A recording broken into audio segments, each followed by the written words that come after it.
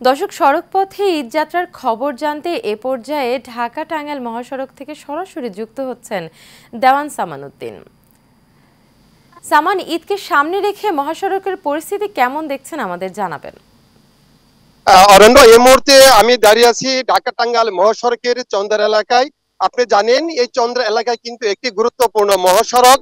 তবে স্বস্তির কথা হলো যে এবছর লম্বা একটি ছুটি পাওয়ার পরে এবং এই গাজীপুরের যে শিল্প অধ্যুষিত এলাকা, এই শিল্প অধ্যুষিত এলাকায় বেশ কিছু সংখ্যক ছুটি হওয়ার পর কিন্তু তারা ধীরে ধীরে পর্যায়ক্রমে তারা বাড়ি ছুটে চলছে।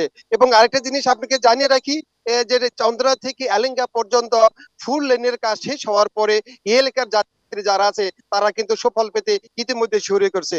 সকাল থেকে আমি এই পয়েন্টে বিভিন্ন জায়গায় ঘুরেছি, এখন পর্যন্ত কোনো জায়গায় কোনো ধরনের যানজট সৃষ্টি হয়নি।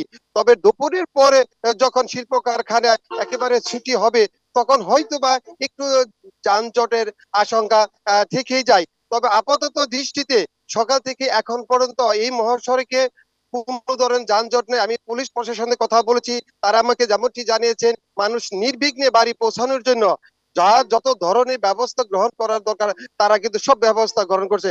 আমি যদি একজন পুলিশ কর্মীর সাথে কথা বলি, আসলে উনি আমাকে জানাবেন যে কি ধরনের ব্যবস্থা নিয়ে সামনে রেখে। ধন্যবাদ। আপনারা ইতিমধ্যে অবগত আছেন যে পবিত্র ঈদ উল ফিতরকে সামনে রেখে আমরা সর্বাত্মকভাবে যাতে ঈদে ঘরমুখ মানুষজন নিরাপদ নির্বিঘ্নে স্বস্তিদায়ক ভাবে বাড়ি ফিরতে পারে তার সবগুলো ব্যবস্থা আমরা হাতে নিয়েছি।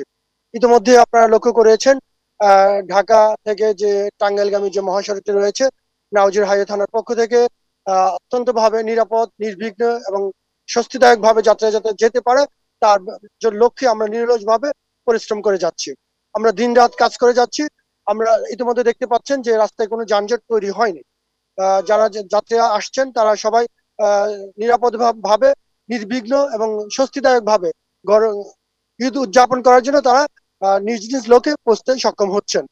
আমরা আশা করছি এখন পর্যন্ত কোনো জট তৈরি হয়নি, তবে আমরা আশা করছি বিকালের দিকে কিছুটা যাত্রীর চাপ বাড়বে বলে আমরা প্রত্যাশা ব্যক্ত করছি এবং তারা অত্যন্ত স্বাভাবিক এবং নিরাপদ নির্বিঘ্ন এবং যানজট মুক্ত ভাবে পৌঁছতে পারবে বলে আমি প্রত্যাশা ব্যক্ত করছি।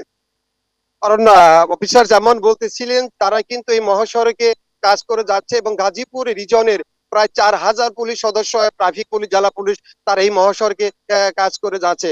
এই ছিল আমার কাছে ঢাকা টাঙ্গাইল মহাসড়ক থেকে সর্বশেষ